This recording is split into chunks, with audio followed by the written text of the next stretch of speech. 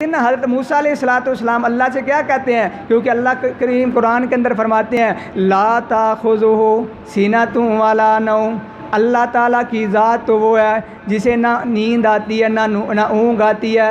تو موسیٰ علیہ السلام اللہ سے کہنے لگے اے اللہ تو سوتا نہیں؟ اللہ سے کہتے ہیں اللہ تجھے نیند نہیں آتی؟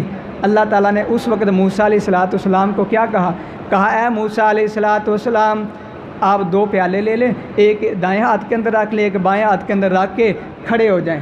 جب موسیٰ علیہ السلام کھڑے ہو گئے نا تو تھوڑی دیر کے بعد اونگ آئی، ایک ہاتھ تھوڑا سا نیچے ہوا، پیالہ گر گیا۔